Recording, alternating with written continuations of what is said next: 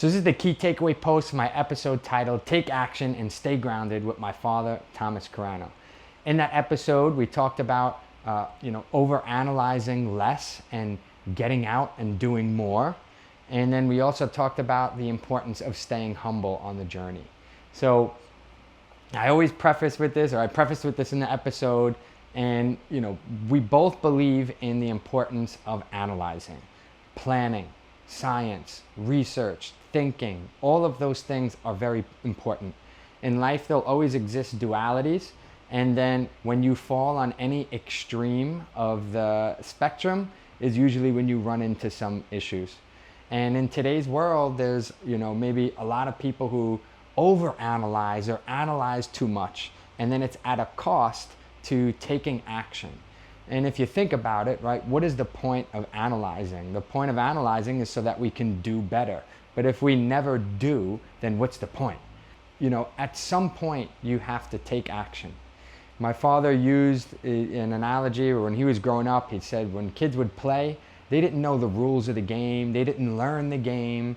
A bunch of people were just playing, and you jumped in and you kind of figure it out as you went.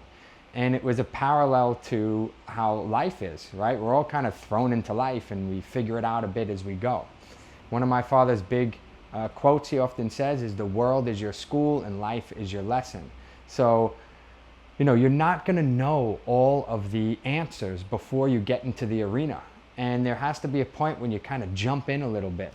And it's not saying to be reckless, right? So there is this, you do have to be careful that you're safe. I just watched a documentary about, awesome kid, Will Moss, 18 years old, did a really cool accomplishment. But one of the older gentlemen was there, it was in rock climbing, by the way. One of the older gentlemen was explaining that, youthful times is usually high risk, high reward. You can have this great accomplishment, but there's also a lot of people who die on the journey, get hurt really bad. So it's just a reminder to be safe, right? So I'm not telling anybody to be unsafe, but I am saying that you're gonna dive in before you're fully ready to do this thing. And that's just the essence of what life is. Many people search for like the perfect answer before they get in and do it. Or, they want some perfect thing. They want to figure it out before they jump in. And I think one of my enlightenments in life and through the episode, and was a good reminder, lessons that I got from my father, is that you learn from doing. You learn from getting in the arena. And the idea of waiting until you have the answers is a little bit of a myth. And of course you should study a little, again, and you don't want to be reckless, but there is this point where you have to let go a little bit, because you're never going to have all the answers. And if you did have all the answers, that would be kind of boring, and it's something most people don't think about. But if you figure it out, first off, I don't think that we could figure out every component in life. You can kind of zoom in into an eternity and zoom out into an eternity. But let's say we get to a point that we do. And at that point, everything will be predictable.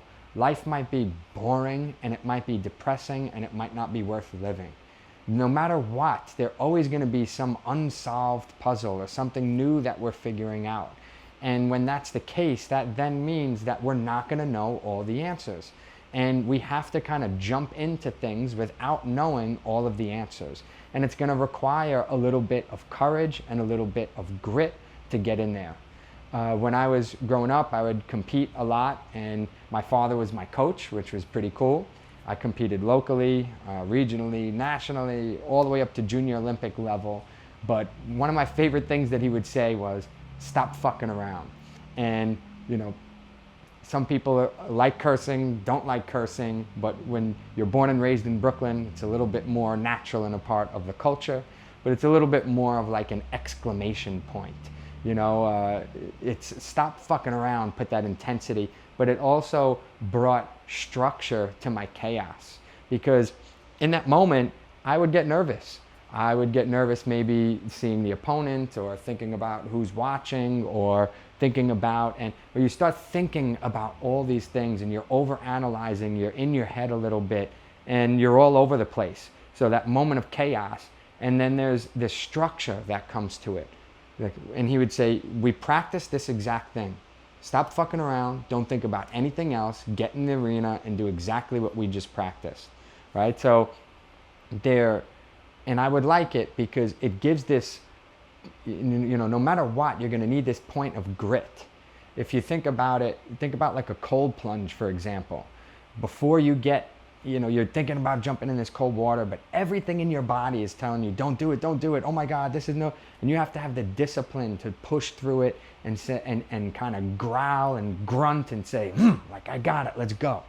And that's what that moment gives, right? So it's a little bit of that push that you need to get out there and do things that you're nervous to do, because you're going to be nervous. You're not going to know all the answers. You're going to learn when you get into that arena. That also brings home the point that I always say of embodiment. You should bring your body into everything you do in the world. Right? If I sit and learn in a book, it's going to be nowhere near as impactful as if I learn and experience this lesson in life. When you bring your body to things, there's also emotion tied to it. When there's more emotion, you remember it more. You log that information. It becomes more impactful. You think about it more.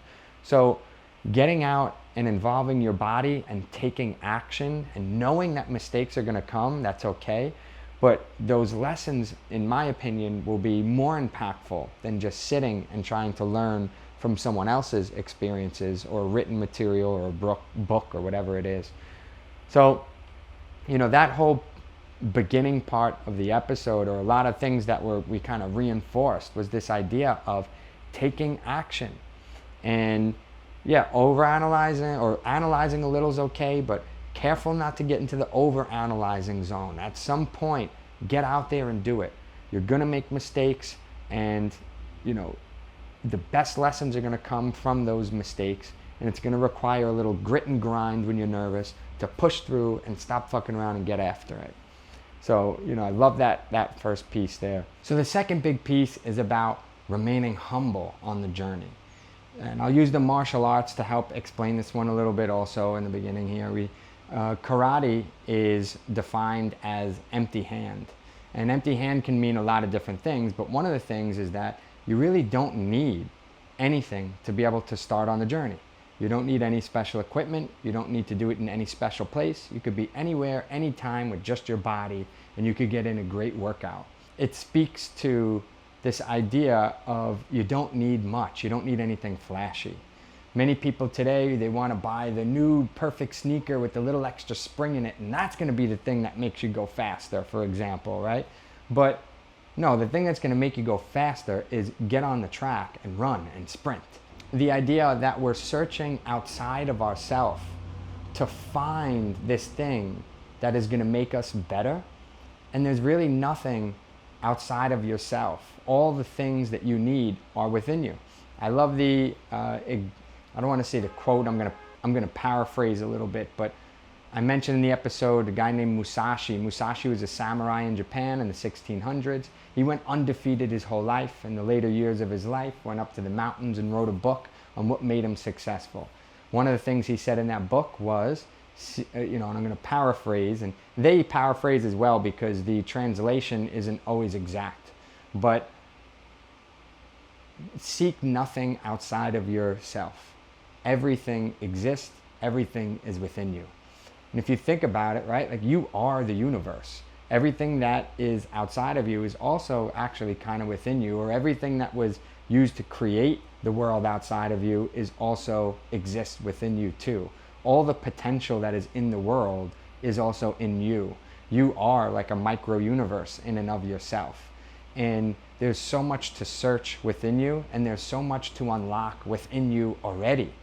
And getting out there and just unlocking what's within you, and not necessarily seeking this outside big flashy thing that you need. In American society and capitalism, that's kind of the essence of what runs, and everything in life has its ups and downs. But the downside is capitalism makes you believe that you have to buy your way to fitness.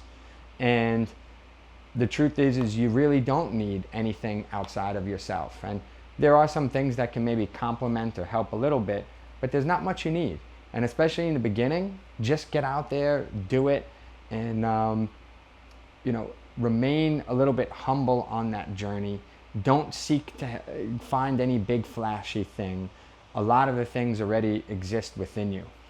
You know, while we're on the topic of martial arts, I like to use I have in my house, it's somewhere over there, but there's this like he's like a really good martial artist, but he's also a Zen fisherman. And, he's just kind of spends most of his time just sitting on the boat and fishing. And it's like the simplicity of it. It's, it's not, he's not wearing anything flashy. He's not, showing off all his great accomplishments. He's not doing any, it's just, fishing on the boat. And that fisherman is kind of symbolic to that humbleness to me as well. That you don't need much in life. And many of the best things can be found right here at home, or with yourself, or in a moment of peace and Zen. Another little piece that I'll talk about that ties into this, although when we were talking about it, we were talking about something else, but it still ties in, is that my father said, show me someone who can do small tasks successfully, and I'll show you someone who could do big tasks successfully. Many people want to jump to the ending. I want to be the doctor. I want to be, the rock star. I want to be, and you're looking at all these flashy things and how you want to just have that, or I want to have a good body, and I want to look like that, but any big accomplishment out there is really just a combination of these small little achievements. And we all try to skip to that end point without doing the daily consistent work.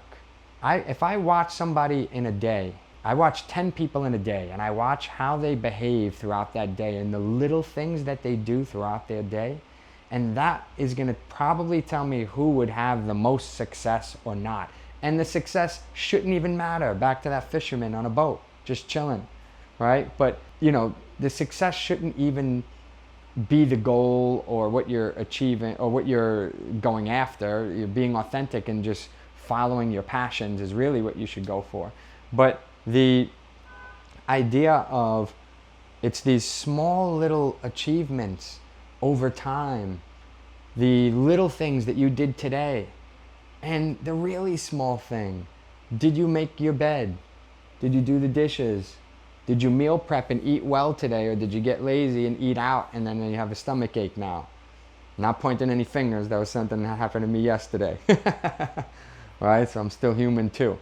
But, are you doing the little things on a daily basis? And are you giving those things your attention and making sure that you put your effort into them? The humble stuff, the little things, along your journey. And then you'll see that the people that can do that, the little things on a daily basis, are what add up to the success in the end. So staying humble, giving attention to the little things, not looking for anything big and flashy, not seeking much outside of yourself, and staying humble on the journey is, I think, a big part of it. So there were a lot of good gems in the episode. I'll leave you with those two big takeaways for now. Take action, get out there, go into the arena, make mistakes, know that you're going to make mistakes, know that that's the best way to go about the journey, because if you knew it all, life would be depressing and less fulfilling if you knew all those answers anyway.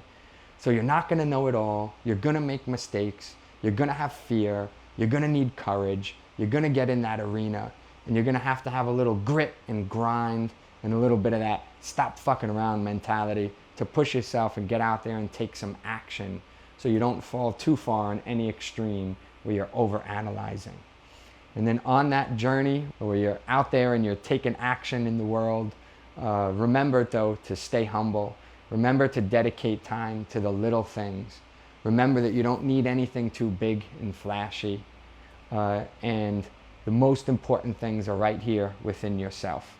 So do the little effort on a daily basis and give attention to it. And that's probably the most important thing that you can do to achieve anything bigger. So I hope you appreciate it. I hope you tune in to the main episode. There were a lot of gems in there and so many more that I could cover in this one episode. But I hope to catch you all soon. Oh wait, there was one last quote I wanted to read you. Here we go. Because I think it sums up everything pretty well. And this is a very famous quote from Teddy Roosevelt. So some of you might know it already. But it's one of my favorites. We have it hanging up in the dojo, and it reminds me of a lot of what we talked about. So the man in the arena. It is not the critic who counts, not the man who points out how the strong man stumbles, or where the doer of deeds could have done them better. The credit belongs to the man who is actually in the arena, whose face is marred by dust and sweat and blood, who strives valiantly, who errs, who comes short again and again, who spends himself in a worthy cause, who at the best knows in the end the triumph of high achievement, and who at the worst, if he fails, at least he fails while daring greatly, so that his place shall never be with those cold and timid souls who knew neither victory nor defeat. Hope you all are inspired to take some action, get out in that arena. I'll catch you all soon.